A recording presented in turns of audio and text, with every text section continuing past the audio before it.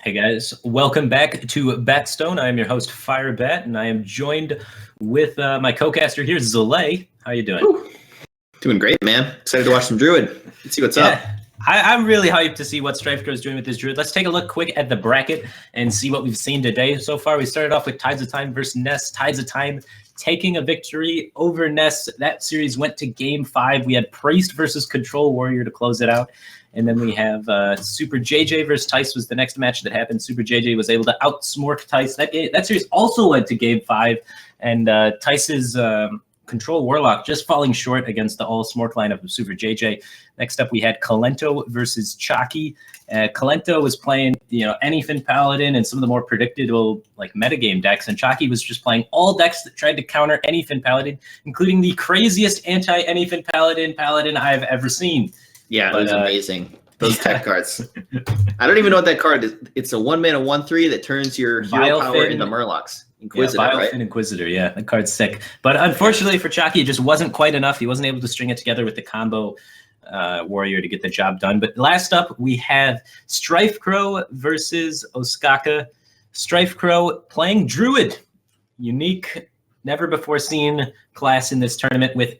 Let's look at these banned cards just to show you how crazy it is that someone decided to bring Druid in this format. You see that the community voted for a bunch of cards and got rid of Yogg-Saron #1. That's a card that kind of hurts Druid, but not that bad. You could still see Druid seeing play with that. So then we gave the players a chance after the community bans to, choose cards that they wanted to ban for the tournament. And Super JJ picked Innervate. So Innervate's banned for the tournament. So StrifeCro's Druid does not have access to Innervate. And Kalento picked Fandral, so it's not going to have access to Fandral either. So I'm really curious to see how this Druid performs without any of these really, really important, super good Druid cards available to it. Yeah, I mean, the Innervate ban alone, I think, does more than the other two combined, probably by a good margin. The Innervate ban alone makes it just really tough to play Druid. I think it rules out aggressive Druids, and you have to be playing some kind of wild growth Druid, is my perspective. I have no idea. I can't wait to get into the game and see what's going on with this Druid. Hopefully we get to see him StrifeCro try and get a win with this Druid. But maybe you think one of the reasons why he brings it is people are going to see the bans and he's like, no one's going to prepare for Druid. I'm just going to sneak it in there and get him. Maybe it's still good against Anyfin Paladin or something. And the more predictable decks, maybe it keeps up with mid-range shots. So it's just so hard to imagine. Yeah, it's so hard to imagine that without Innervate being in there that it's able to beat anything. So I don't know. I'm excited to see what goes on with that. And then the other decks, on the other side of things, Ostkaka has a Priest in his lineup. You can see the classes there on the screen now. Ostkaka with the Priest, the Shaman, and the Warrior, and then his Mage is banned. This is a different kind of Priest. This looks like a combo Priest, right? Or is this not his Priest deck? It's Power Shield. This is Priest deck. This is Priest deck. Yeah, he's got the OTK Priest. It looks like he's going to be trying to cycle towards OTK combos. Looks like it's aimed at beating Murloc Paladin. So lucky enough for him, lines up the Priest conveniently with StrifeCro's Murloc Paladin.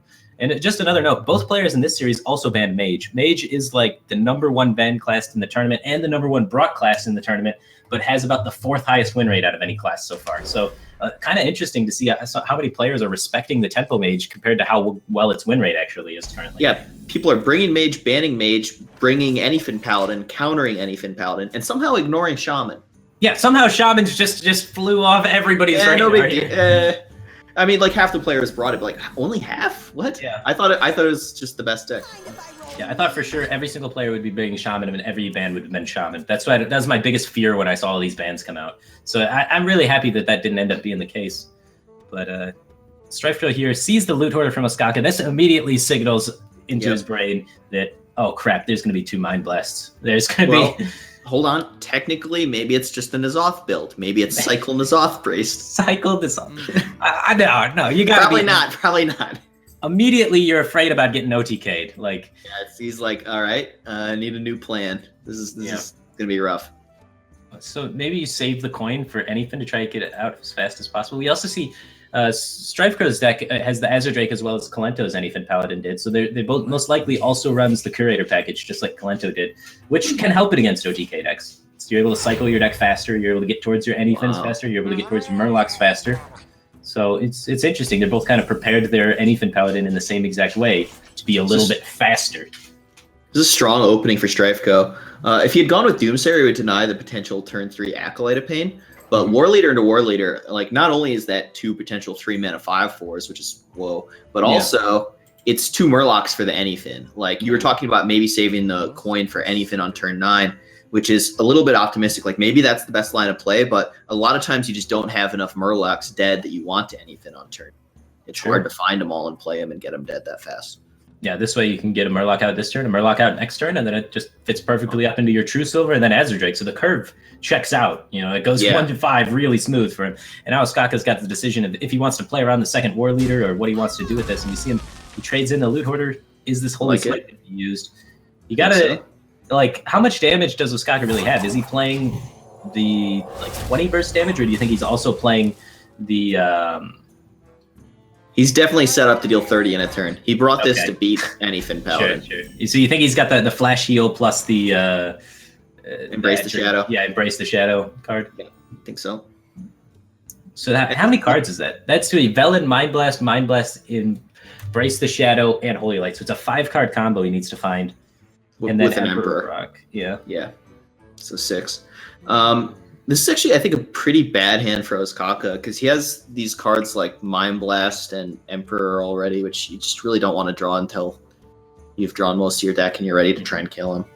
Yeah, and you don't even want to be playing this Alchemy Soul Priest here because you got to like wait for Alchemy Circle. If you play it now, it just lines up perfectly for StrifeCro's True Silver to chop it right down.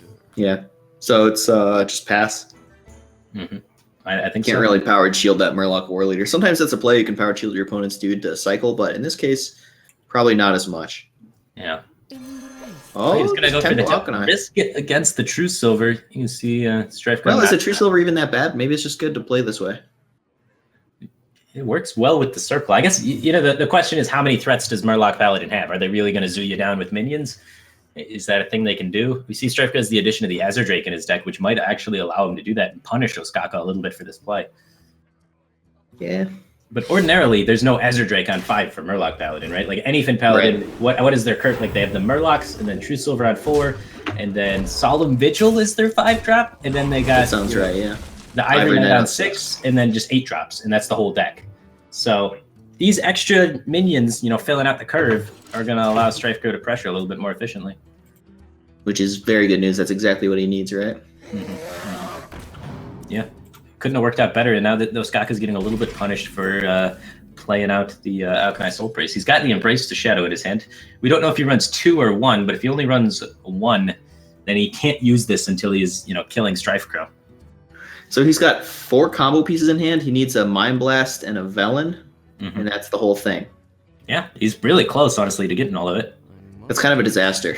Yeah, it's really his options are so restricted. Yeah. Now, the question is, how many Emperor discounts does he need to pull this whole thing off, right? Is 3 enough? Apparently. 7 plus 4, 11, 12, 13. Seems like he's 1 off. He needs 4 Emperor discounts to get the whole thing off. And he took 3. He took 3, yes. So he is going to be unable to do 30 damage in 1 turn. No, if he finds Flash Heal instead of Mind Blast, it works, right? Oh, yeah, if he finds second Flash Heal, then he can... But if he finds Mind Blast instead of Flash Heal, then he's 1 off. Then he's 1 off, yeah. But he can still do it.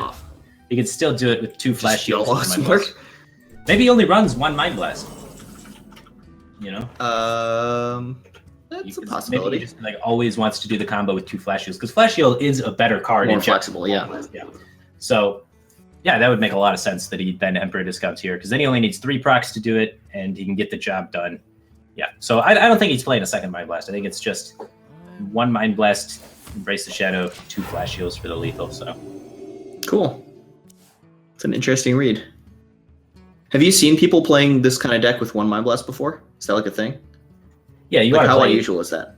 It's usually it's pretty common. If you're gonna do the OTK priest, you either run like all of the damage, and then you'd be running things like Holy Fire and whatnot, which is better for, you know, ladder situations because you're able to, you know, win against some decks by just bursting them down with damage over time, and then you don't need the full string, the full 30. But if you're designing it to do 30, then you want as little combo pieces as possible, and the rest to just be cycle. Right. Holy Wrath pickup. He could potentially hit for 8 off of Tyrion or Ragnar's Lightlord.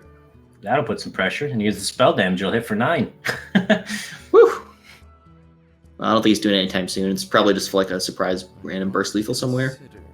Like True Silver Holy Wrath 1 turn. Got him. Yeah. And unfortunately for StrifeCro, he's drawn, you know, his 1 beast most likely and his 1 dragon. So this curator is only going to be drawing a Murloc, but it does draw the second bluegill, right? So he's going to have all 4 Murlocs have been played. That's insane. Yeah. Do you think he only plays 1 Azure Drake? If he plays 2 and gets another Azure Drake, that's even sicker. I have no idea. Like, I don't usually see anything curator Murloc Paladin, but it's like a meta call for this tournament with the bans being focused in. Just remove some of the things that are more mid-rangey, so you can be a little bit more flexible with your mid-range line in anything Paladin. He'll pass standard priest stuff. He does run 2 Kodo, so he has to be he's running probably 2 got 2 Drakes. Azure Drakes. Yeah, Drake's better than Kodo, right? Yeah. So he didn't play the curator last turn out of fear of overdrawing. The menagerie is for guests. So he would have drawn Okay, 3 then. cards.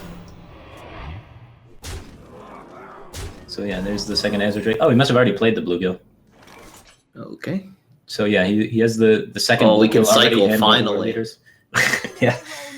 Scott has just been waiting to cycle the entire game, finally able to get some momentum going. Of course, if we play the second powered shield, it has too much health and won't. Oh, we can put it on the Acolyte now. That's nice. Yeah, get some extra draws that way. Our He's shield's gotta- way better on Acolyte than Lid Hoarder. he's so close to being dead. StrifeCro's going on 9 mana next turn. StrifeCro is going to be able to, play the sword and then Holy Wrath the face. Do we think? Are we looking at potential Embrace the Shadow clears with Circle of can't. Healing? He can't. That's the Yeah, we discounted need that. Embrace the Shadow. Then he can't do Yeah. 30. So he is going to be taking 4, 8, 12 damage from this board. And, 16 with the True Silver. Then Holy Wrath needs to hit a 1 mana card. So as long as it doesn't hit Forbidden Healing, StrifeCro will have lethal. Oh, he could just play the bluegill. Oh, no, the heal. I'm not factoring in the heal. I'm sorry. All right, so it's at least Smite. Ostkaka going to be at 20 life at the end of this sequence. Unless he gets greedy and heals the Acolyte. So, yeah, 20 life. So 4, 8, 12 on the board for StrifeCro. Plus the True Silver makes 16. If he's able to hit, 3 damage. Oh, there's 3 damage right there with the Spell Power Consecrate. That is going to be lethal. 7 out of hand, right? 7 plus 12, 19? Nope, never mind. I'm really bad at this. You gotta start taking over the leave accounting. I don't know how I keep messing this up. Yeah, it's a.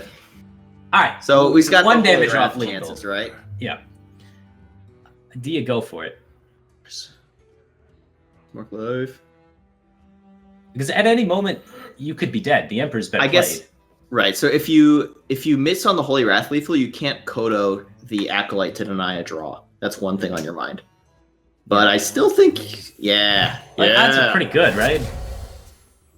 Oh. Just 1 damage off lethal, a 2 mana card drawn. He needed a 3 mana card or higher. So 1 damage off lethal. Move quickly. So now you want to try and focus on minimizing draw. So I think you should kill the Acolyte of Pain, so that your opponent can't So you can't heal and it. do weird pyro stuff. Or you could just really try and be able to kill him next turn. That's another way to do it. The Prophet Valen? I didn't No do second that. flash He doesn't shield? have the other thing, right? He's missing the Second flash flash? shield. He can't draw with Lid the. Hoarder's too big. It's too big. It's the Too power much shield. health. Why did? If he distributed his Power Word Shields, he would have had another draw here. Yeah, I think he was trying to draw before playing the Acolyte. He was trying to draw something other than Acolyte for the turn to play. Oh, okay. I didn't figure out what it was. He could have Power Word Shielded one of his opponent's minions. They aren't dying anyway. Okay. Yeah, I think that misplay of Power Word Shielding the Loot Hoarder, like he could have Power Word Shielded anything else. Like your opponent's board didn't matter, right? Or does Yeah. it? I mean, Is he able to clear here? well, technically, yes, he can clear. It's a bit of a concede play. Yeah, then he's not going to have the combo. All right, Pyromancer spell.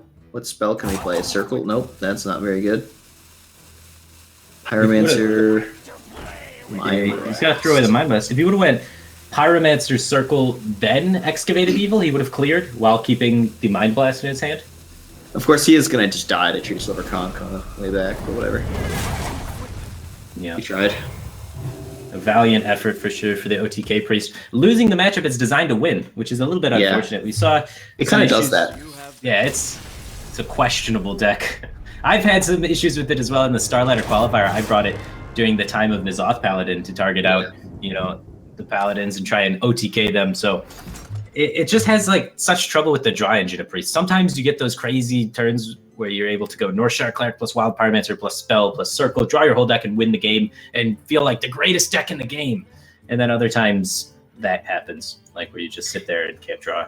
Yeah, it's kind of just like sort of a low power inconsistent deck. Like it's very tempting to say, oh well, his deck's super slow. And he can't go above 30. I'm just going to combo him out every time. But the reality is his mediocre beatdown pressure plan is actually good enough sometimes to make your deck awkwardly stumble and just not quite get there.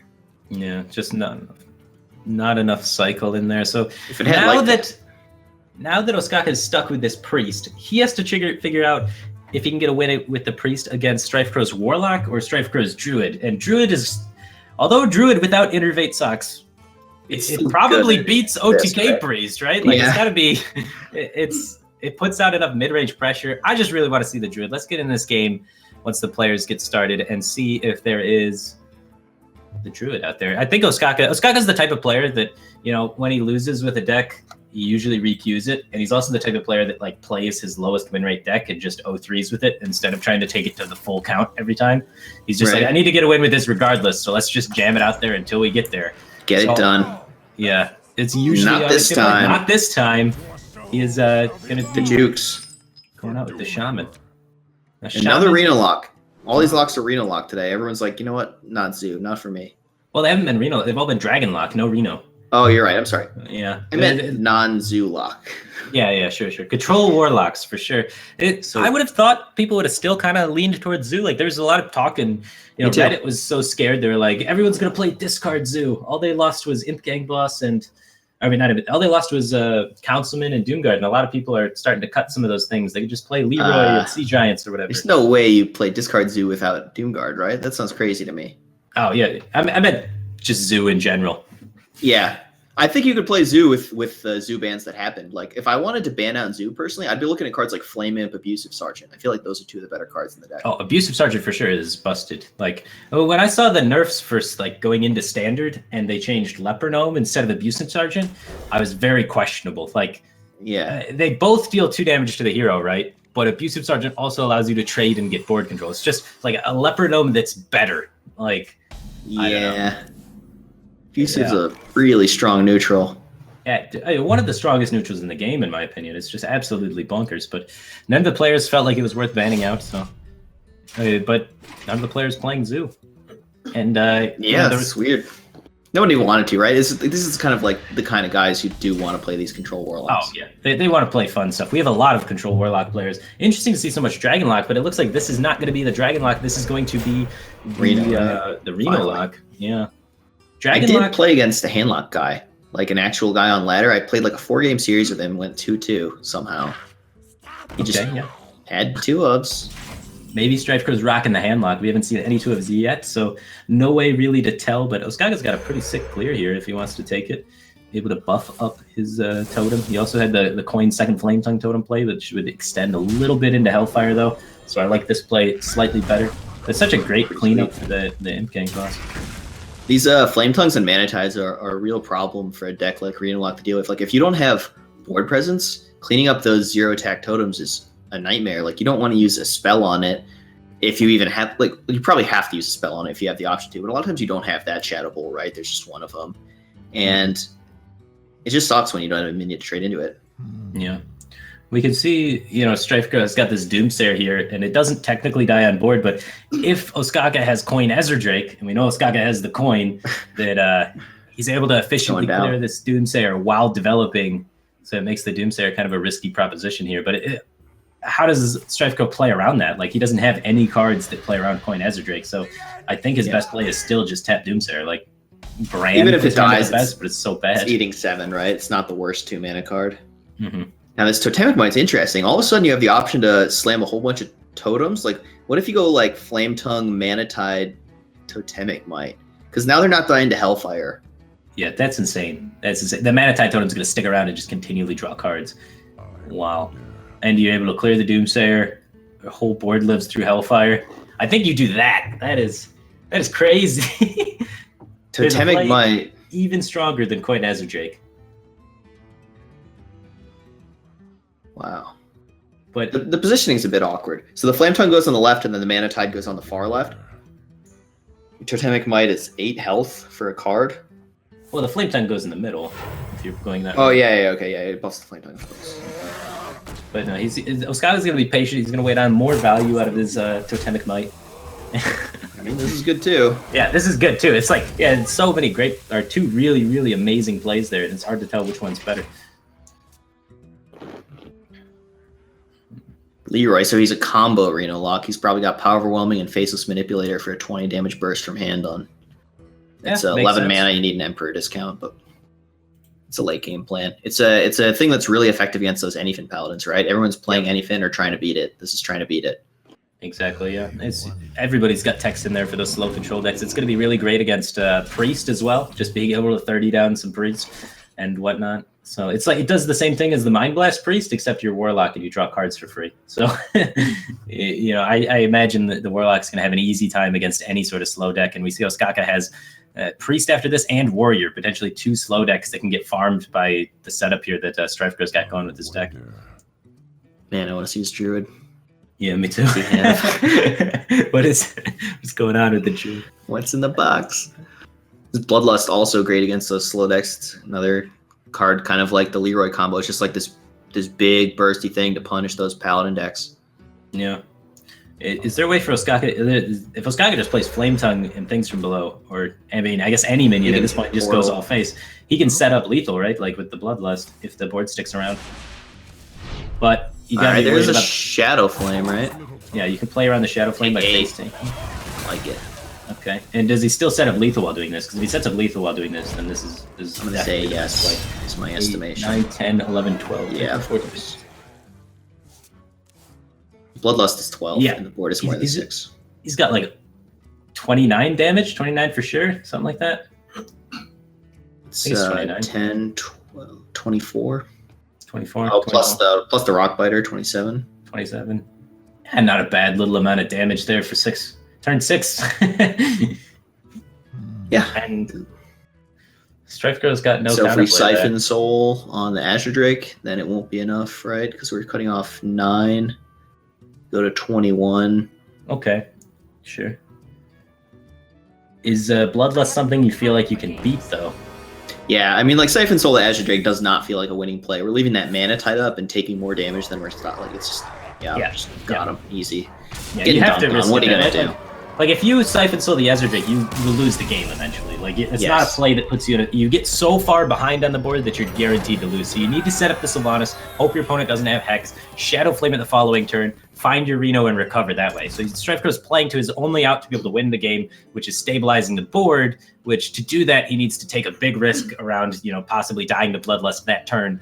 So them's the breaks. Take risks. You got to take risks. You got to play to win instead of playing just to not lose in the immediate and then throwing away all of the advantage on the board and losing anyway. So I like the play there from StrifeCro. Ostkaka able to get himself on the board with the Shaman. Shaman still has 100% win rate throughout the tournament. Good deck. Yeah, we were saying that round one. We were like, Shaman's crushing it. Right, like it's just so weird to me how everyone's like super prepared for Anyfin Paladin and just not respecting Shaman at all.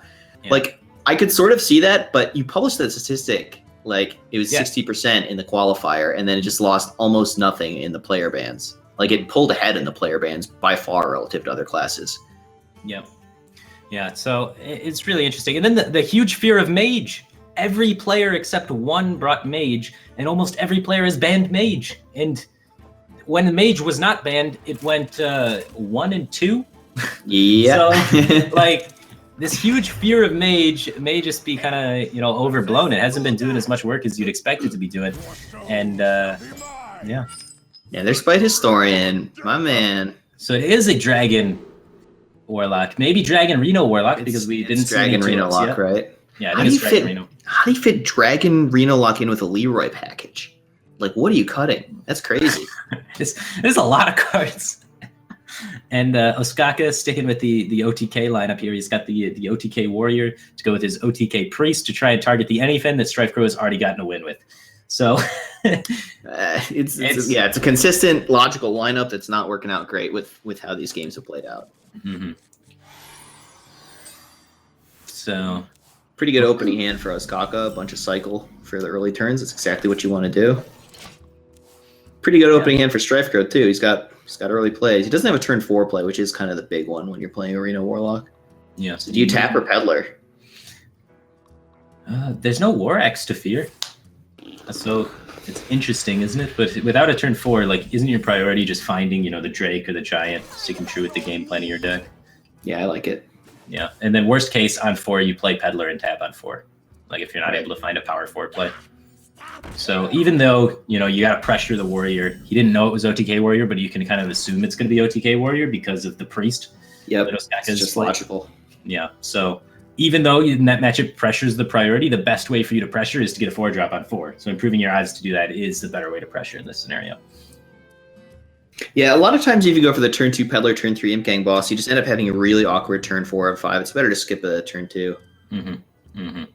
Especially looking at how the Peddler would potentially be trading with the Loot Hoarder. You'd much rather have the Loot Hoarder be bumping into an Imp Gang Boss and accomplishing less.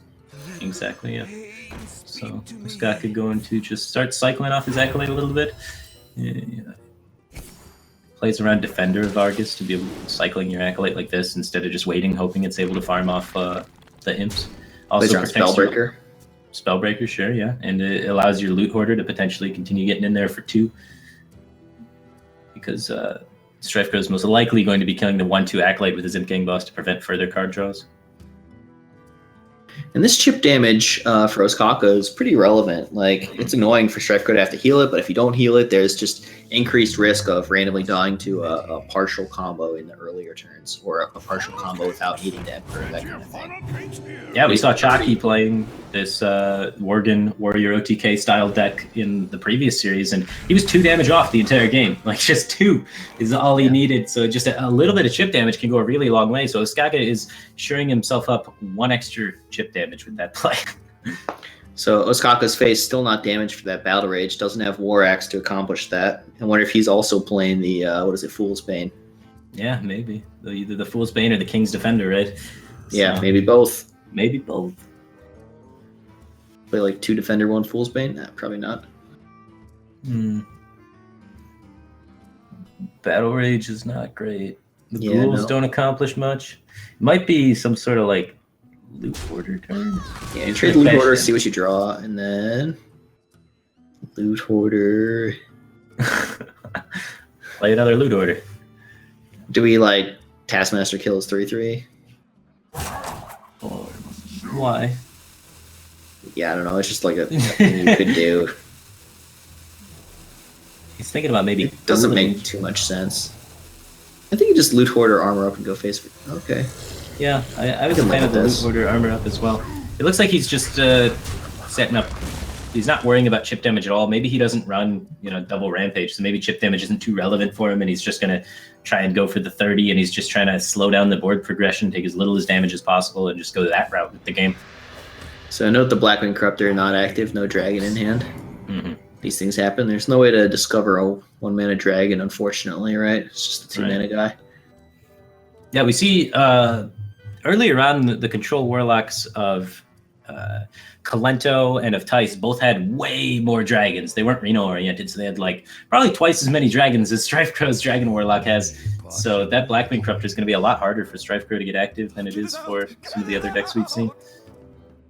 Goes for the Villager, which does die to a lot of the AoE in Ostkaka's deck. He could have taken Soulfire for potential burst to finish off the game. It's kind of a difficult decision.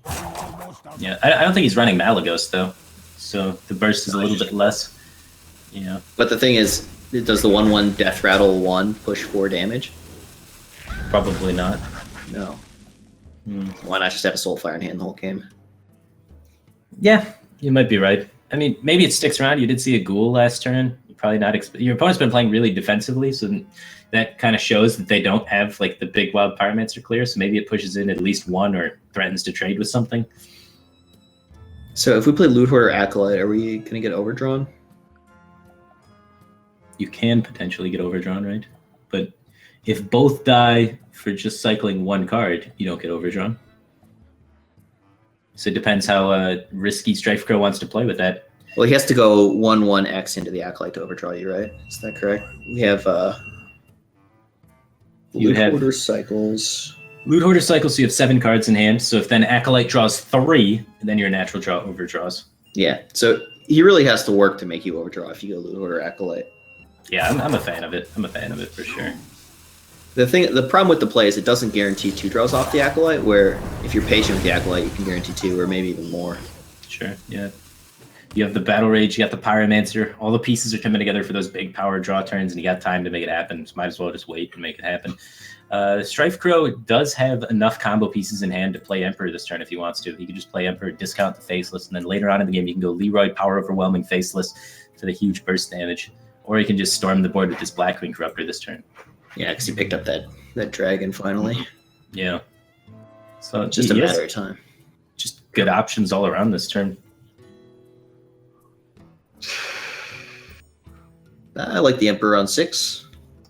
Yeah, me too. I feel like the Blackwing Corruptor is always going to be gaining value, and getting the Emperor down as early as possible is kind of awkward for Ostkaka to clear, and maybe gets an execute out of the way so your taunts are a little bit stickier. But StrifeCro wants more value out of his Emperor. He wants it in a situation that's even harder for Ostkaka to kill. Again, maybe to try and guarantee that it eats up an execute. Because once you get those executes out of the way, then you're able to then put down taunts, and it's really hard for the OTK warrior to get through them. So StrifeCro being patient with that Emperor, trying to prioritize using it to eat up an execute. That Commanding Shout is a big pickup for Ostkaka. It allows him to do turns with Pyromancer, Commanding Shout, something like Blood to Ichor maybe, and ultimately a Battle Rage. Not only clearing the opponent's board and developing a board, but also drawing a bunch of cards to replace it, drawing towards that lethal combo. That's how he wins the matchup. Yeah, I think he wants to be more patient with it than using it right here. But yeah, it's really good, like you said, just to have it, just to have all of that in the presence. I imagine this turn is maybe just like take 2 cards off your Acolyte. Are we going to slam our own Acolyte? Is that a thing?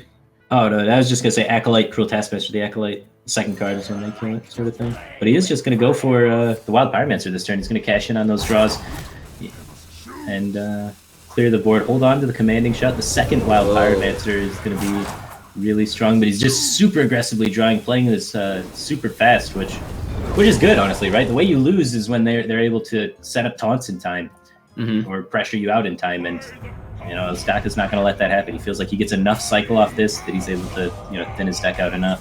And he's still got the Acolyte in hand to draw some more. So check this out. Ostkaka's got the Arathi Weaponsmith. Players are feeling the loss of Fiery War Axe in this Worgen Warrior deck because part of what that weapon does is enables you to damage your own face so you get more value off of the Battle Rage. And so without the Fire War Axe, you kind of have to find some sort of weapon to put in there. One guy goes with Fool's Bane, another guy goes with Arathi Weaponsmith. Yeah, kind of interesting. I think I like the Fool's Bane a little bit more, but you know, Arathi Weaponsmith gets the job done. You're able to damage yourself a little bit there. And we see the Execute coming down on Emperor. So now there's only 1 Execute present in Ostkaka's deck to be able to deal with taunts efficiently while trying to, you know, do the OTK. So StrifeCro knows that, and he's going to be able to set up taunts efficiently. Meanwhile, StrifeCro's drawn 20 damage combo. If he's able to live till turn 9, he can deploy the 20 damage combo. So he needs to figure out some way to get 8 more damage in. And that Alex Straza. Alex Straza, oh my god. That'll get the job This might done. be a quick one, yeah. He's just drawn all of the perfect Taunting pieces up to assemble his combo. He's got the taunt up now that the Execute's gone. It's all coming together for him. Well, we have a Pyromancer Commanding Shout Battle Rage. It's like pretty awful here compared to what it could potentially be on other board states. Yeah, it's not fantastic, that's for sure. Man, this Alex Strauss is just going to hammer him into full combo. Wow, that is so dirty. Just how many feels Rado over. Lock games do you actually draw that Alex on 9 into Emperor discounted combo? It's so uncommon. Yeah. It's so devastatingly strong when it happens. This is what we call a high roll. Yeah, that's What now? holy smokes. StrifeCro is like not paying attention, just feeling confident. Well, he's looking at his I don't hand blame saying, him. I've already got the game won. Easy game. Ostkaka needs to try and figure out a way how he can, you know, get Emperor down next turn and then kill his opponent, basically. And he's feeling the pressure so much, he's facelessing. He's afraid of the 20 damage combo. Because he's already seen the Emperor come down from StrifeCro, which signals that he has, you know, at least 1 combo piece. Still just like Alex. I mean, that's Yeah. an 8/8 and 10 damage. And your opponent's used 1 execute, and you have a taunt on the field and an 8/8 now. So Yeah. I like just using Alex and then holding the attack on your taunt, so you Yep. don't have to worry as much about it dying. I wonder. This is so tough for Ostkaka to win. Yeah. So we Alex him down to 17. And then he has 9 mana for some kind of Pyro. He makes the attack. Pyro commanding. Alright, he's got charge now. The Battle Rage is live thanks to the attack as well, if he wants to just draw 2 to find more options. He also has the Commanding Shout that he can utilize with the... I think you're definitely going Pyro, Commanding Shout, Battle Rage. Oh, yeah, for sure. Just drawing a lot of cards in your deck. That's 4 right there. He needs to somehow get above 20 health during this. Well, he's got the taunt still. He can, yeah, he keeps the taunt, and he can shield slam the Alex. Yeah. Ostkaka might have just found the way to get this. That faceless play might have won him the game. That just sick faceless play. Well, we're trying to stay in the game at this point, to be honest. Well, he's got Worgen Charge Interrage already. How much damage is Worgen Charge Interrage? And he gets the 2 face damage there. Worgen Charge is 5, Interrage is 8, so 16 plus the 2 weapon is 18 if the board is cleared. So only 18 damage if the board's cleared. He's got top decks for lethal though. Second Interrage is still in there, right? Wait, he has Worgen Charge Rampage with Interrage. Oh yeah, he had lethal set up there. So his faceless there was able to keep him alive through the Leroy combo while setting up lethal there. So that was a really sick sequence of using that faceless on that Twilight Guardian by Ostkaka that, you know, shouldn't be, you know, just skipped over. No one would have really made that faceless play on that Twilight Guardian. Like, yeah, that was sick. That was sick. That was a really next level play. And if he shield block Ember, he dies. Yeah, now he's still playing around the 20 damage combo. He's putting a StrifeCro on it by the way like StrifeCro has been holding cards and such. He knows he has the combo, and that's indicative of how he's played the previous turn. He hits the execute here. So he's going to be able to play around the combo while setting up lethal again. Yeah, and playing Acolyte for a little bit more cycle, because why not, right? Yeah, now StrifeCro needs the Reno to really get outside of the range of this. Or another taunt. Or another taunt, yeah. Holy smokes. This game's awesome. Yeah, I would have lost this game for sure. Yep. There's no way I was faceless in the Twilight Guardian. There's absolutely no way. That's disgusting. Yeah, World Champion Ostkaka, huh? Wow. The Interrage is even more damage. Even more damage. So the damage count, Worgen's at 3, Charge is 5, Interrage is 8, Interrage is 10, Rampage is 13, Twice is 26, with the weapon is 28. Oh, he gets the Reno! Oh my god, he's one off damage with the off Acolyte. lethal thanks to the Reno Are getting you him up. kidding me? Holy smokes. Holy crap. He's got to play it, though. He's got to recognize the threat level here. Yep. Which, you know, can be difficult to do in this sort of situation. Yeah, what if he goes Drake Siphon Soul, he just dies? Yeah, he would just die if he goes Drake. And it's very tempting to Siphon Soul the Acolyte. You got to be putting your opponent, trying to figure out what your opponent's range is here, and that's very difficult. Reno is respectful, but maybe he can afford to be respectful. He's got that 20 damage combo. Like, 20 is a lot. Don't need to get too much more done. Yeah, with 20 from plus the Reno. 20 plus the Reno is 24, right? Yeah. And then he just needs like Abusive Sergeant or something on top of that, and it closes the game out. So the correct play, tap Reno. Will he make it?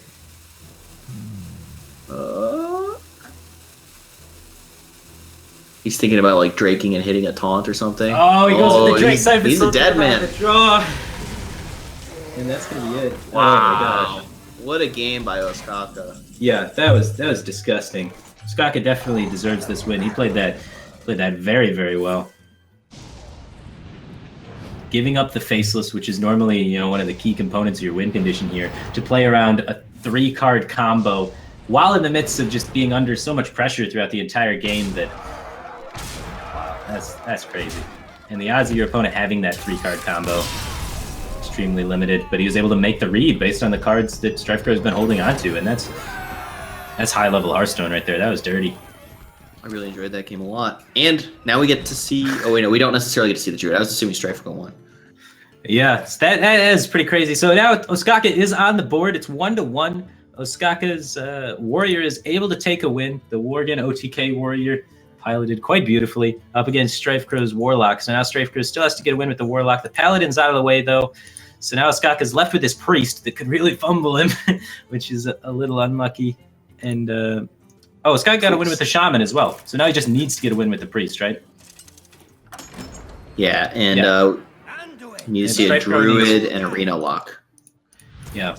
Druid and Reno Lock remaining for StrifeCro, and Ostkaka has just Priest remaining. So we'll have to see if he's able to try and figure out a way to win with his Mind Blast, OTK Priest, or if that's going to be the downfall. And we see the mulligan going in quickly. Ostkaka holding on to just Power Word Shield, trying to find cycle cards to cycle for his OTK combos, and StrifeCro concealing his Druid potentially, which I'm sure all of the fans would have wanted to see how StrifeCro is making this Druid work without Innervate, but it may just be the end of the road here for him if he's not able to get a win with this. And you got to imagine the Mind Blast Priest is not too bad against Reno Lock. So as Reno Lock against this combo Priest, what I'm looking for off the mulligan is a high threat turn 4 play. And also maybe something for turn 3, because on the coin as Reno Lock, you can't turn 2 tap, turn 3 tap without playing anything, or else you overdraw. Mm-hmm. So you need like a 3-mana play on turn 3 or some kind of 1-mana card like a Possessed Villager or whatever. But yeah, you really want to have that 4-mana card. That's the biggest thing. Yeah, like something that can clean up loot orders is also pretty good too. So like an Imp Gang boss or the Ring, whatever. Just something, because you expect your opponent to play a loot order on turn 2 in these sort of cycle decks. That's what they're looking for off the mulligan. Mm-hmm. So adapting your mulligan to choice to look for what they're mulliganing for is oftentimes pretty good as well. Imp Gang's good for that. What do you think about this Hellfire Keep? Just clean up a loot order Acolyte curve? I think that's what he's going for, yeah. Just to guarantee he's got answers for that, so he just doesn't take too much immediate chip damage, so he's not afraid of, just getting bursted over the top randomly. Right. It's a lot harder for the Priest to assemble 30 than 20, for instance. It's like way more cards they have to have in hand and discounted kind of thing. Yeah. So if StrifeCro can stay above 20 for the entire game, his win condition is less cards. So oftentimes he'll be able to get his win condition off before the Priest can get their win condition off, giving him a good chance of winning the game. What about coin Imp Gang boss? Does that make any sense here? Because we can potentially, it value trades into a 3/2, and we have the Farseer to heal it back up next turn. So there is a curve curving into Twilight Guardian on 4, Azure Drake on 5. There is a 2, 3, 4, 5 curve here. Yeah, I'm all for it. Puts out a lot of pressure. Priest has a hard time dealing with that. Ostkaka, for him, he has a actually kind of convenient way to deal with it. He can the Power Shield. And that's a one-card answer. You really got to worry about that as StrifeCro. Like, do I want to go for this? But you're probably going for it next turn anyways, right? So maybe just go for it now. There's all that upside if he doesn't have the Powered Shield. Yeah, I like it. You're able to heal it up and everything. So it's kind of a weird play. Almost always you're tapping on 2, right? But this time, with the way the hand works out. Yeah, it's just because it's dragons, right? Not like Mountain Giant Twilight Drake. So it's like dragons that doesn't matter how many cards you have in your hand, and you're going to refill your hand anyway with Azure Drake on 5. So it's not that big of a deal. And Ostkaka can draw a lot of cards here if he wants to. Northshire Cleric, Powered Shield, Circle of Healing. Northshire Cleric, Powered Shield bumps the Imp Gang Circle of Healing? Like, it kills the Imp Gang, but you don't draw another card, right? Yeah, that seems better. The Imp Gang boss, though, on turn 5, it's going away for you, right? It's not going to be a problem anymore, so maybe the card's better. Maybe you just don't care that it's doming you for 2 every turn. Maybe you're on the plan where just try and draw your deck. You already have Emperor, but... Right, you are a combo deck. No, clearing the board. And again, if you clear it, it helps protect your girl, right? So you might draw more cards next turn that way. Yeah, I mean, looking at it, this board looks a lot more appealing than an Imp Gang boss threatening to kill all your stuff again. And already, Ostkaka's got the Emperor. He's got the Embrace the Shadow. He's got the Mind Blast. He is halfway there as far as combo pieces are concerned, which isn't too great for him, but StrifeCro doesn't have too much counterplay for this. This girl is going to continue drawing cards and being a threat. It sets up for the Hellfire clear. If you don't play if you just tap that turn, then the Pyromancer gets healed to 4 health and survives a Hellfire. Still just heal the Pyromancer, and it's so good for Ostkaka, but I mean, I guess StrifeCro felt like he had to do it. The gadget's an option here. Wow. The cycle for Ostkaka is going crazy. Gadget with Powered Shield, with Circle of Healing. With the Emperor discount, he's almost gotten enough cards that he can play Emperor. He needs one more combo piece, and then he can Emperor while still being able to hit for 30. And then he can have an Emperor discounted gadget. And the Hellfire Keep for StrifeCro working out. I guess he just knew that was going to happen. That did seem like a very strange keep, but it works out great. As a way to kill Northshire Cleric, which is super important. Yep. I mean, maybe he just figures, like, I'm heavily favored because I have such a more consistent draw engine, like Life Tap always works. And I just need to avoid those scenarios where I get wrecked by Wild Pyromancer, Nurture Cleric combo stuff, right? Yeah, and Ostkaka did draw the nuts this game. He was able to have, the full draw combo of Nurture Cleric, Wild Pyromancer, Spell, and Circle. A 4-card combo in the early stages. Not too easy to come by, but when you get it and you draw 4 or 5 cards off of it, you're in pretty good shape. But Heal pass. Yeah. the analysis on Good this talk. one is you can't play any of these cards because you need them. Yep. So You Priest. don't want the girl out there. It's just going to die in one attack to any minion that's played. Yeah. I don't think StrifeCro is playing a 1/1 on turn 6. Oh, The girl is coming out to play. Maybe interesting. Ostkaka thinks StrifeCro will use removal on it instead of developing a minion out of fear of buffs. Powered Shield number 2. Yeah, and StrifeCro had the option to kill it with a removal spell, but is not giving it thank that you. much respect. Yeah. Yeah. Just a stupid girl. Who cares? Oh, there's the 3rd combo piece. So now if Ostkaka wants, he can play the Emperor's Orison, and he can deal 30 with the double flash heal combo. Okay. And the Emperor also makes Gadget cheaper, so that cycling is potentially more doable. So here, the Azure Drake spell damage makes Shadow Bolt clean up the Emperor. That's really clean. Yeah, disgustingly clean. Unfortunately for StrifeCro, he can't do much while doing that, though. Yeah, I mean, tap Shadow Bolt, eat your girl. It's like pretty good clear. It's not a bad turn, I guess. Not a great turn. The part where Priest played Emperor is always scary, but it's a nice Shadow Bolt. Oh, he does run does have double 2 Mind Mind Blast, so he is going to be able to deal a lot of damage really flexibly. Yes, this is an with easy Emperor 15. only 3 pieces, though, he needs the 2nd Flash Heal to do the 30 combo. He can't do the 30 combo with double Mind Blast. Let me But he ask can- you something. Okay. Do you think Ostkaka played that Nurture Cleric to set up for Excavated Evil to clear an Azure Drake? I think that's reasonable, yeah. Cool. Yeah, definitely high-level players doing stuff like that all the time. We see Emperor Thorstein picked up for StrifeCro. He's able to play that this turn to be able to Alexstrasza his opponent the next turn if he wanted to. Start threatening some real damage output. So, Gadget Shadow or Death start cycling. Yeah, I don't know if he's going to... I don't think you're going to be playing around Gadget, Shadow, or Death. We haven't seen the Gadget revealed for Ostkaka's deck, so it's not something that you would consider, but... Oh, no, I'm not talking about playing around it. I'm just looking Oh, ahead. okay. All right, yeah. I mean, it's something that you may... Like, if you know there's a Gadget in the deck, maybe you don't play Emperor to allow them to be able to use their Shadow or Death, right? Like, that's like a real thing you could do. So if we want to see that Druid, we need Reno Lock to win this game. Oh, it's looking tough for Reno Lock right now. This Gadget's about to draw 2 cards. Holy smite your head. Yeah, right to the dome. There's still no Velen yet. Oh, Ostkaka's deck's getting pretty thin, though.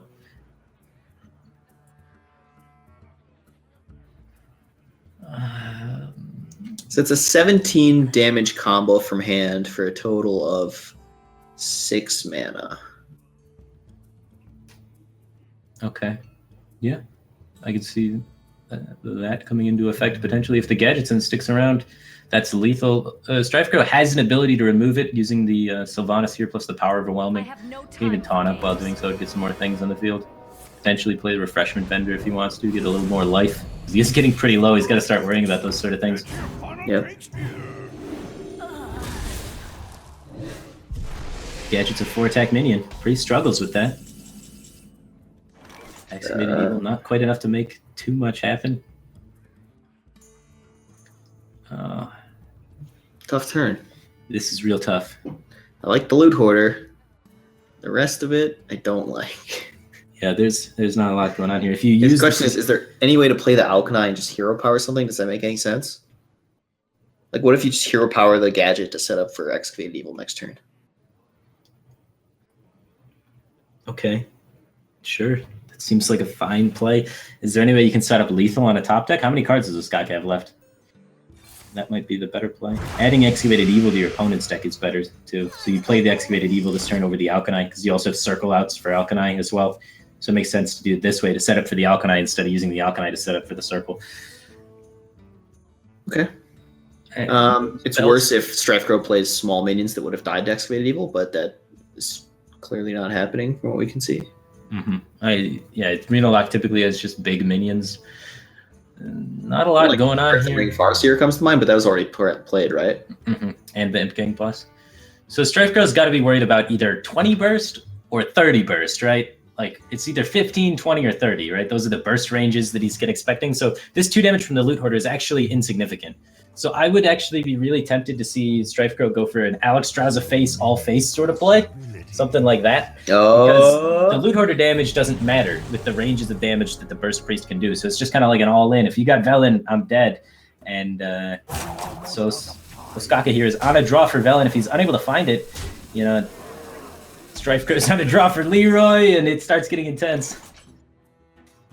All right, so the Loot Hoarder with Alkanai Circle Hero Power is a board clear. And he can hold on to the death if he wants. We're going to start by bumping that Alexstrasza and see what happens. Sure, makes sense to me.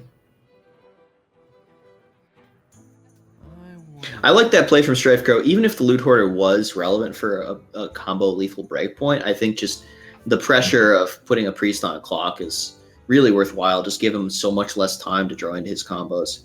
You can't give Priest all the time in the world, or he will kill you. Yeah, and 10 cards left. So Scott has a 10%er to draw the Velen here and have lethal. He's going to use the death. He pushes 2 damage this way. Oh wait, he can only do 20 damage, so he wouldn't have lethal anyway. So even if he drew the Velen, only 20 damage if he drew the Velen. Because that's how much damage he has in hand right now. So he doesn't have the second flash heal yet. So if this Alkanai is able to connect, that is lethal for Ostkaka. So StrifeCro knows that there's a potential for 20 damage, so he should be playing, you know, around 20 damage. So you got to expect he's going to be killing this Alkanai.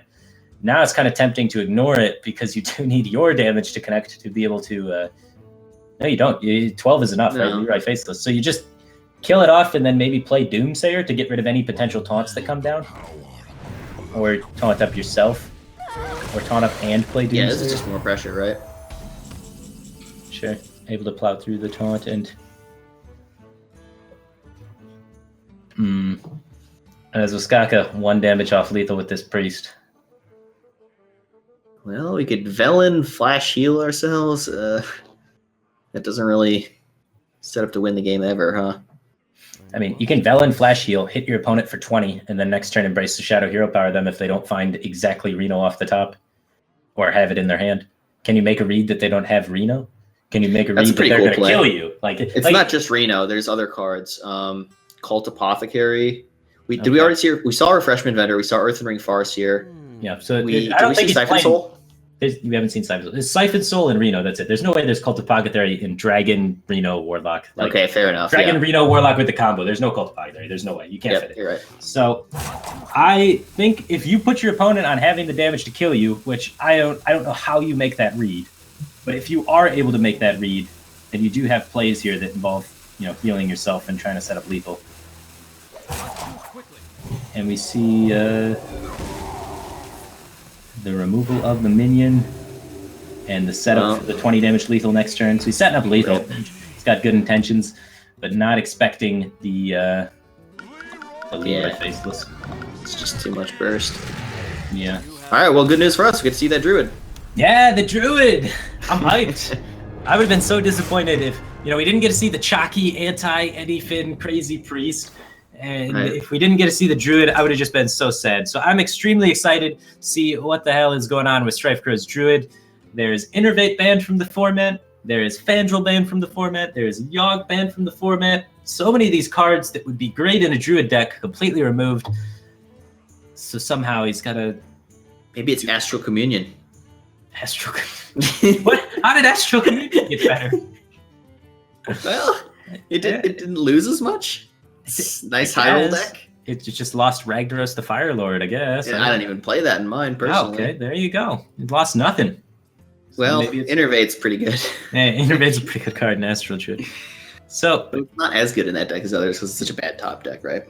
But Druid's like well-rounded enough that I guess it's okay in so many matchups that maybe you expect a lot of people to be countering things and we have seen a lot of countering. Like everyone's countering Yeah. Anyfin Paladin and bringing Anyfin Paladin. Then StrifeCro's just here like, yeah, you guys got all your counter decks. I'm just gonna play Druid, and then it just does mediocre Druid things, and that's good enough to beat all these counter Beast decks. Druid without Innervate. Okay, he's got Darnassus Aspirant though, which kind of went up in value in the format, I guess. Because Warax is gone, that's one reason. Sure, yeah, you can snowball like crazy off of the Aspirant. Zoo is less common. That makes Aspirant much more likely to stick around. Okay. Aspirant's quite good against these Arena Locks, these control Warlocks that we keep seeing, right? They have a heart. There's no Dark Bomb. Yeah, there's no Dark Bomb. I mean, there's not a lot of ways to kill a 2/3 for any of the control decks. So Druid's still not a bad anti-control deck. Really interesting to see. Aspirant's good against Paladin too, right? They just don't have a lot of ways to kill it on curve. Yeah. There's an Doomsayer out there. Oh, the Life Tap is Life Tap's so a nice good. one.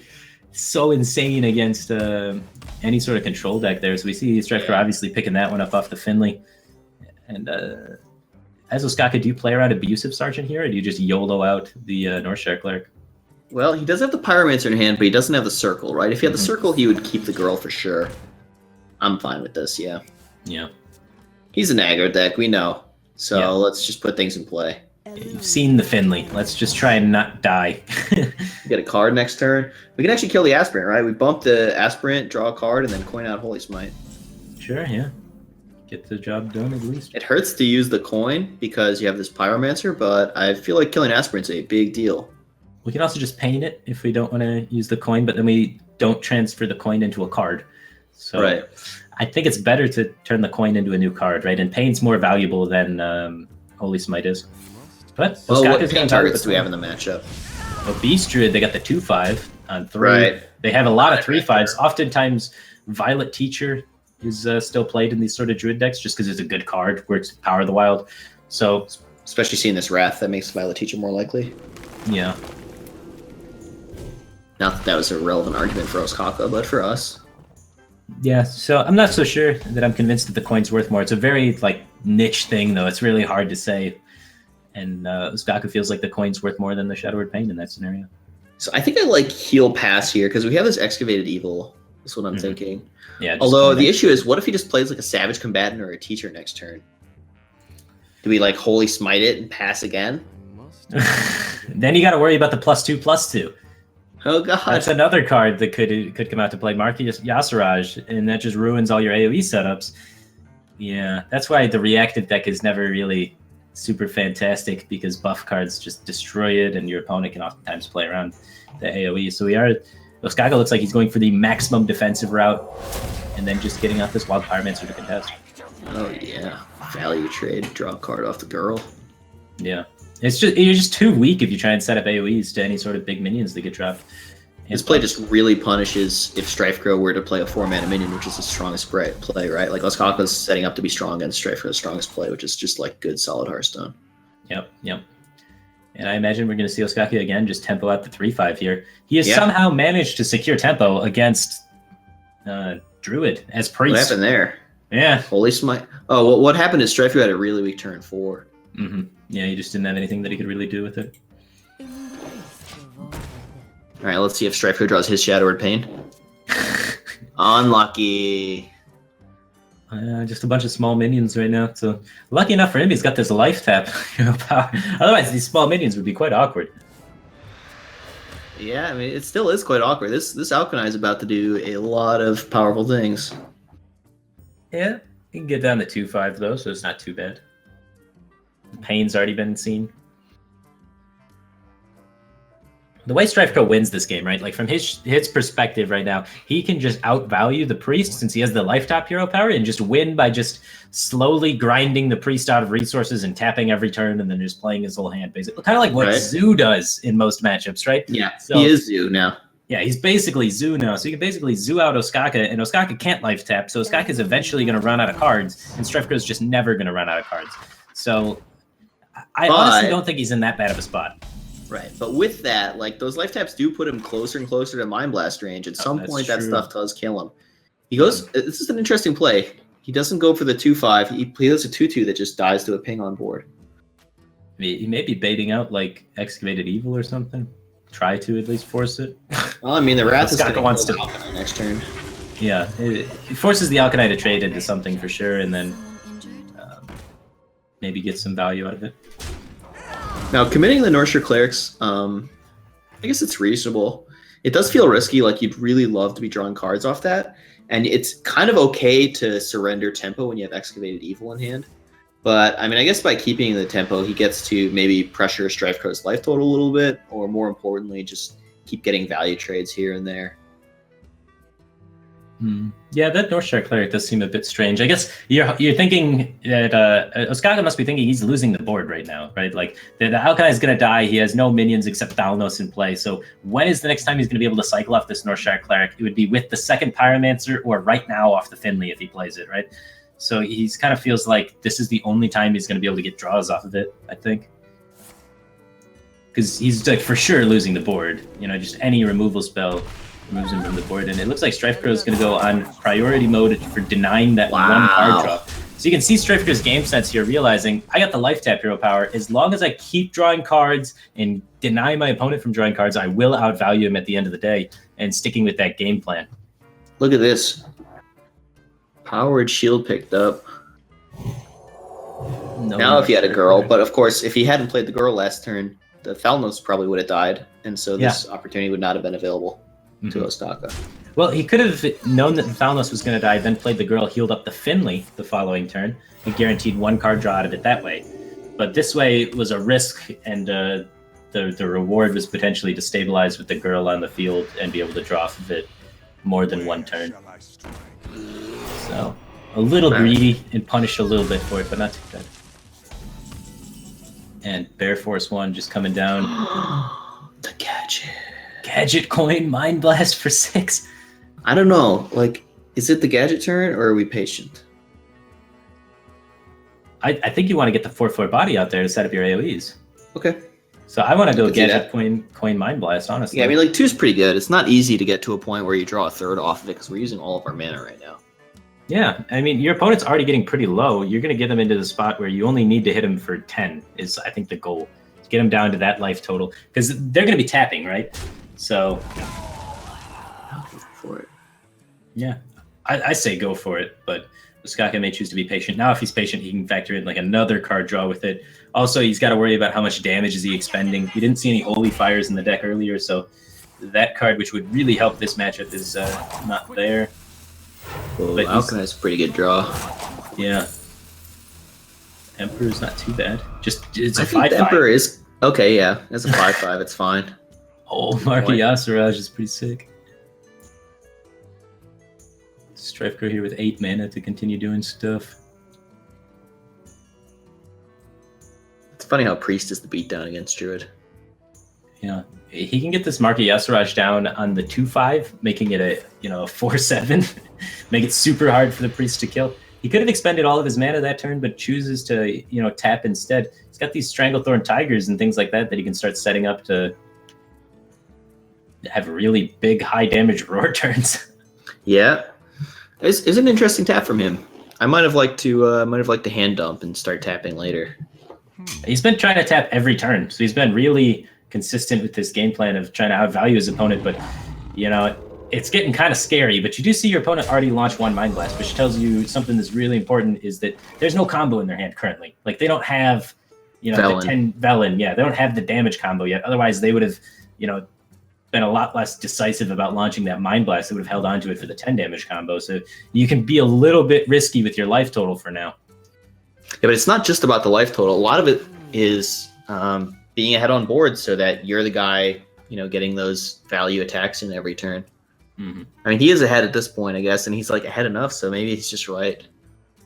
Yeah, you don't want to get too far ahead. The Priest deck is all drawing board clears, right? Yeah. If he's able to, keep buffing this Tiger while it's stealthed, he can cycle, the Marka Yasiraj on it and look for Menagerie Warden to make a clone of the Tiger. And get that just the crazy one-turn kill damage with the Savage Roar with some Cloaked Tigers. Yeah, I mean, we're getting somewhere. Yeah. And the defensive Emperor coming down just to force out removal from StrifeCro. And it looks like it's going to do just that. Now that Marky Yasiraj isn't going on the Tiger, it's going to have to go on the Bear so the Bear can land up the trade. And at this point, when you see your opponent kind of struggling this much to deal with your board, you got to wonder if you just charge a Druid to the Claw at the face. I like I playing... prefer playing 2 minions. Yeah, playing both 2/5s. Raptor's a little more pressure. It's kind of like similarly vulnerable to stuff. Well, how much damage do we have? Let's say we take the trade with the 6/3. We play both 2/5s, and then we have the 5/5 on the field. Next turn, we can play Druid of the Claw in charge mode. So that's 9, 10, 11, 12, 13 on the field, and then 5 bodies for Savage Roar would be another 10. So 23 damage the following turn. And you get to push 5 this turn, so you're 1 damage off lethal. So yeah, you have to play the 3/2. The 3/2 sets up for the exact lethal in that scenario. So that's kind of the math that StrifeCro was doing in his head, and that's why he decides to go with the 3/2 and the 2/5. So, but that top deck from Ostkaka, that Emperor discount, allowing him to double Excavated Evil, clean up every minion on this board, that could just seal the game in his favor now, because now he's just bought himself so much time. Yeah, and it puts terrible draws in StrifeCro's deck. Yeah, those roots though, those roots are insanely good. He's able to, you know, he's seen both the AoE cards used. Now he can maybe get those roots down to make it a lot harder, or make his Savage Roar do a lot more damage really fast. 4/7. 4 attack minion is tough to deal with. Okay, the 4/7, sure. Can't Shadow or Death that guy, right? Yes, how much damage is this now? We have 10, 18, 24. 20. Oh, is it 24? 6, 10. Oh, maybe it is 20, I'm sorry. Yeah, it's 20. So he's looking for 4 more damage for lethal, which isn't in any one draw, but he can, you know, he's putting on the pressure. That's the important thing. And Ostkaka is nowhere near stringing together the cards. There is one draw. It's the 2/1 Charger guy, right? The 2. Oh, yeah. Savage Roar. The 2/1 charger. He's got 1 out because he's already played 1 this game. Druid of the Saber. And that's assuming the priest doesn't heal or clear anything, which not a great assumption. Yeah, the priest is likely going to heal. Is it? Do you think you Alkanize? If you Alkanize and use the flash heal, you're already down a lot of the. That hurts, man. That really hurts. Yeah, I mean, but he gets the cycle a lot. He gets the cycle a lot. So now remaining in the deck list is 1 Mind Blast and 1 flash heal for damage. And the Velen. And the Velen. Yeah, the Velen. Yeah.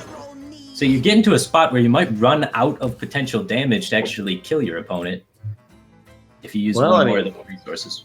Just 2 taps. Yeah, and we see the using this Excavated Evil. This happens so much today, right? Yeah, all of these sort of combo priests, you know, they get to a point whenever they try and start stabilizing for board, Excavated Evil starts screwing them. And does charge set up lethal, or do you want to be taunting it so that you can get a bigger minion to go with the Menagerie Ward? I like charging it because then the copy gets a charge as well. I like just taking the super aggressive line with it. Oh, that's cute. Somehow I haven't seen that before. I must have seen that before. So you knock him down to 20, then the following turn you can copy it again, and then you can copy it, and then it's 8 damage coming in at them, and then you can roar for another 6 on top of that. So the damage really piles up. Acolyte with Powered Shield, that's some nice synergy. Sets up for an Excavated Evil clear. We sure love those. Yeah, I'm able to really get there. Both Holy Smites have been used, right? So an Excavated Evil Holy Smite's not now. Off the top here, the Curator. Oh, wow. Pretty beefy. It's life tap, right? Yeah, I think you do probably Curator. Then next turn you go for the Menagerie Warden plus the Roar, right? This way, Curator is trying to hit a cheap beast. Well, the main thing is just the taunt presence on the board. Like, Menagerie Warden's vulnerable to Shadow or Death. Curator's not vulnerable to Shadow or Death. 1 card's been sitting in your opponent's hand the entire game. If it was Velen, they would have played it just for, like, Velen heal for the tempo of Velen, because Druid doesn't have great single target removal, and you're likely not playing Mulch in your Beast Druid. So I have to put my opponent here on, you know, having the Shadow or Death in their hand, and they have a pretty good chance of finding Excavated Evil because there's so many of them floating around between the 2 decks, passing it back and forth. So I really like this Curator play, protecting yourself around Excavated Evil, protecting yourself around Shadow or Death, and then next turn you can play Menagerie Warden and then still Roar because it's got charge, because you copy the 4/4 that has charge. So you're able to just deal a bunch of damage that way. And Nixia. And not Azure Drake. I would be really good with the Savage Roar. Yeah, it is. It's a little Doesn't tap. delayed. Yeah, I think I'd be hesitant to tap as well. You don't like being an 11? Well, you die to Mind Blast plus Embrace the Shadow, Flash Heal, Okay. Hero Power. So Right. you don't want that to happen. That Shadow or Death that's been sitting around could also be Embrace the Shadow, right? That it's got a very high possibility of that being the card that it is. Oh man, this is so So. close to lethal for the priest. Just find that villain. Wow, Pyromancer is able to clear the board here. So the priest is still in it. But he has to give up the Holy Smite that would make Velen the lethal. So now he needs to find 2 additional cards plus the Velen. So he's still 3 cards away. Cards, yeah. Yeah, holy smokes. Whereas if he doesn't clear, he just needs 1 card for lethal. But Yeah. oh, actually, something. Yeah, it's so close yet so far. I was thinking of whether he wants to heal the Pyro or if he wants to heal his face. I think he healed the Pyro. Yeah, I'm not sure there's though. a Like second what? swipe out there, and I think I don't know if there's another Wrath still. There's no. Both Wraths have been played, so it's really only the second swipe going at your face that it plays around, or any sort of weird 1 damage effects. But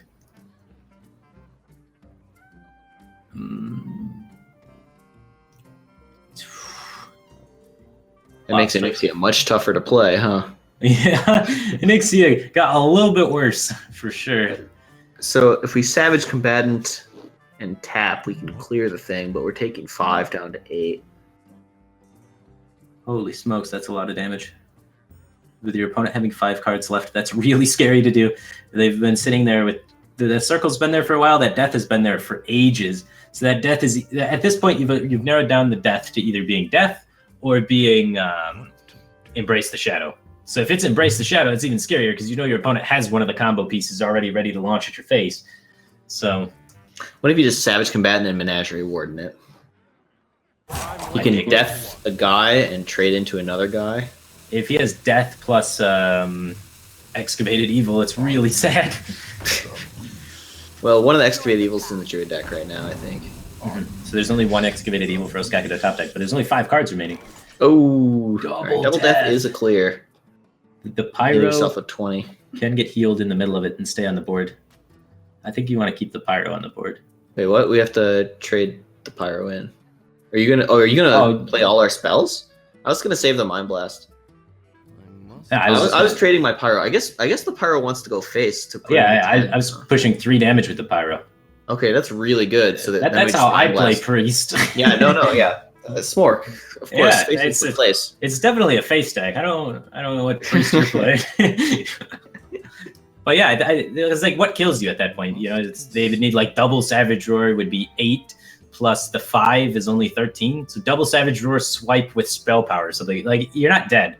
So I really like getting the 3 face damage. And if your opponent wants to play anything, they kind of are inclined So we're killing the to. Savage Combatants, right?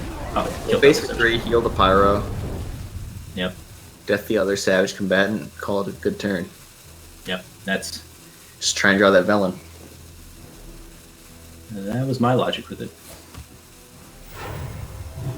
And then Velen is lethal. 4 cards remaining for Ostkaka, 25%er that he top decks the lethal on the following turn. StrifeCro needs to, avoid that happening, I guess. And if he finds heal, he doesn't find heal. There's no heal in the deck. Yeah, he used his Finley. Oh, jeez. This life tap hero power coming to bite him, but Anixia to set up the lethal. Ostkaka has 25% Oh to my take God, the game. this If he draw. doesn't find it, it's all over. Oh. He just dies, right? The Savage is way too much. It's He's 14 on top of 14. There's no way. Holy smokes. Wait, 14 on top of 14 is 28. Yeah, this is 25, so he's dead. Oh, yeah, no. Man, there's hope. I thought it was going to go longer. I like the suspense, Yeah. Rip. That was a cool game. Yeah, that was so close. So grindy. Like, I knew it was going to be Very grindy close. as soon as the life tap hero power was picked, right? It's gonna be Right. super grindy back and forth, but I did not expect this grindy, and did not expect, Nixia being in the Beast Druid deck. StrifeCro actually curved this deck quite high, and it was rewarded for his deck building there, making the curve so high because you needed these late game threats to be able to keep up with the Priest. Yeah. I don't think he had Priest as much in mind, but He takes the win. Ostkaka, unfortunately for him, is unable to get a win with the Priest, and the Priest has been defeated. Priest has went 0-6 in the tournament, or was there any wins? No, I think it won a game. Tides of Time Tides of advanced Time with won a Priest, game. right? Yeah, Just so Priest- barely. Nizoth eked one out. Yeah, so the Priest is now 1-5 in the tournament. Woo! 1-5, with one player with Priest still in the tournament, and the only player that brought Druid still in the tournament. Oh wait, Chalky played Priest. Oh no, Chalky never got around to playing as Priest, did he? Right? Yeah, he lost in the tournament, but I don't think he never played the Priest though. Unlucky. Yeah. So now let's go to the bracket real quick. Let's see these players that have advanced. See what's going on there. We have Tides of Time advancing between Tides of Time and Ness. Super JJ advancing between him and Tice, and then between Kalento and Chalky, Kalento advances, and then between StrifeCro and Ostkaka, we just saw StrifeCro advances. So we have all three Cloud9 players remaining. Shout out to my team. Congrats. And then Super JJ representing Complexity still in the tournament. We have 3 more rounds of Hearthstone remaining before we crown the champion here. I'm super excited. What's the deck that you're most excited to see play again? Probably that Druid from StrifeCro, right? Like, can Druid hold up without Innervate? Is that the world we live in? Is it that good? It doesn't even have wild growth either. It doesn't look like. It looks like I thought it was gonna be a wild growth Druid, but it's apparently like, not. It's just Beast Druid. Yeah, it's just like Beast Arena Druid, like no busted card Druid thing. Well, I mean, Menagerie Warden's busted. It just comes down a bit late, and also Mark of Yasharaj is a busted card. Sure, it does break the mana curve too. Yeah, okay. I mean, it's interesting to see. It's interesting to see, and I want to see. I'm rooting for the Smork. I'm a Smork player. Smork's doing well here, right? I'm rooting. There's all these decks that are so soft to Smorking. Yeah. Super JJ's lineup of just all Smork looks really sick. So I'm interested to see how far the Smork can really go. Did the banned cards nerf Smork enough, or did the players, not really nerf towards Smork enough? Yeah, they banned Ragnaros. They kind of let it slide. Yeah, so that'll be interesting to see.